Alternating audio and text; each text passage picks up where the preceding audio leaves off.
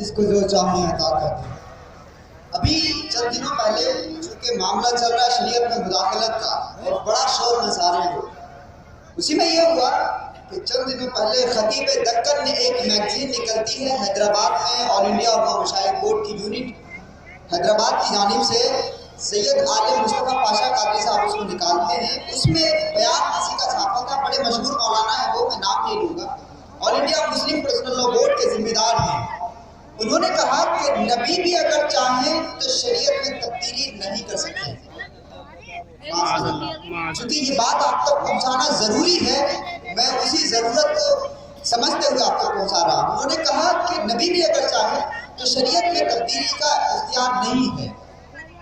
اور آپ کو حیرت ہوگی کہ احادیث مبارکہ میں قرآن پاک کے متعدد آیات ہیں، متعدد احادیث ہیں جو آقا علیہ السلام کے تکوینی اور تشریعی اختیارات کے دلائل موجود ہیں۔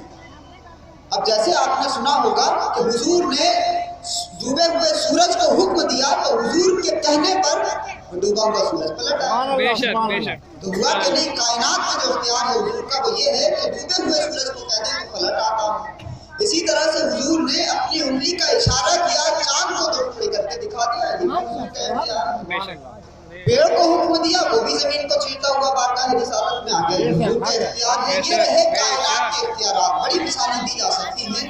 اور شریعت میں اختیار آقا علیہ السلام کا یہ ہے کہ ہمارے ناخواں نے ابھی ایک شعر بہت زبردست پڑھا کہ حضرت سراقہ جب مسلمان نہیں ہوئے تھے، اس وقت جب آقا علیہ السلام مدینہ شریف کی جانب ہجرت فرما رہے تھے تو اعلان ہوا کفار مکہ کی طرف سے کہ جو محمد صلی اللہ علیہ وآلہ وسلم اور ابو بکر کو پکڑ لائے گا اتنے اونٹ اس کو انعام میں دیے جائیں گے۔ تو لوگ نکلے حضور کو پکڑنے کے لیے، گرفتار کرنے کے لیے، لیکن نہ پکڑ سکے۔ سراقہ وہاں تک پہنچ گئے۔ حضور نے پیچھے پلٹ کر دیکھا تو سراقہ کو دیکھا کہ سراقہ کا گھوڑا زمین میں دھنسا جا رہا ہے۔ سراقہ نے مہلت مانگی کہ مجھے معاف کر دے، واپس چلا جاؤں گا۔ تو حضور نے ان کو معاف کر دیا، گھوڑے کے پیر واپس زمین پہ آ گئے۔ پھر حضرت سراقہ کے ذہن میں کچھ آیا، پھر آگے چل پڑے۔ پھر حضور نے پیچھے پلٹ کے دیکھا تو پھر گھوڑے کے پیر زمین میں دھنسنے لگے۔ پھر آقا علیہ السلام سے معافی مانگنے لگے، حضور نے پھر معاف فرما دیا۔ پھر تیسری مرتبہ یہی ہوا۔ آخر کار جب وہ توبہ کر بیٹھے تو آقا علیہ السلام نے ارشاد فرمایا کہ یہ سراقہ ہیں جو آنے والے وقت میں سونے کے کنگن پہنیں گے جو کسرا کے کنگن ہوں گے۔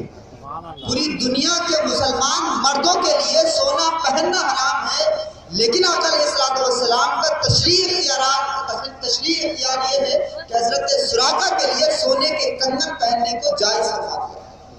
ایک صحابی رسول ہیں حضرت حذیفہ، دنیا میں کوئی بھی معاملہ ہو حضور نے ارشاد فرمایا کہ کسی بھی معاملے میں دو لوگوں کی گواہی قبول کی جائے گی، لیکن حضرت حذیفہ بن یمان اکیلے وہ صحابی ہیں کہ جن کو حضور نے ارشاد فرمایا کہ اگر یہ کسی بھی معاملے میں اکیلے گواہی دے دیں تو پھر ان کی ایک کی ہی گواہی قابل قبول ہوگی۔ اور قرآن پاک کی آیت لقد جاءکم رسول من انفسکم، انہی ایک صحابی کی گواہی پر قرآن پاک میں شامل فرمائی گئی۔ تو نبی مختار کل ہے، جس کو جو چاہے۔ میں اسی کے ساتھ ہندوستان میں اپنی ایک الگ شناخت اور پہچان رکھنے والی شخصیت، بڑی سنجیدگی ہے جن کے انداز میں، بڑی متانت ہے جن کے لب و لہجے میں، یہ سب مل کر کے مولانا ظفر الدین برکاتی بنتی ہیں۔ میں گزارش کرتا ہوں حضرت مولانا ظفر الدین برکاتی صاحب مدیر ماہنامہ کنز الایمان تشریف لائیں۔ میں نے آواز تمہیں دی ہے بڑے ناز کے ساتھ، تم بھی آواز ملا دو میری آواز کے ساتھ۔ جنتا فلیٹ پار کر کے جنتا فلیٹ پار کرے اپنے دکھائی اوکھلا ویرار کا سب سے پہلا کوٹ کٹ ہے۔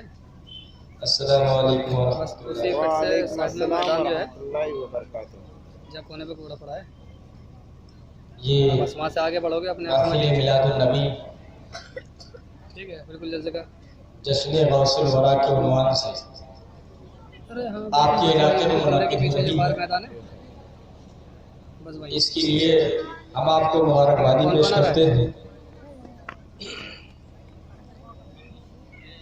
حضرات، ٹھیک ہے،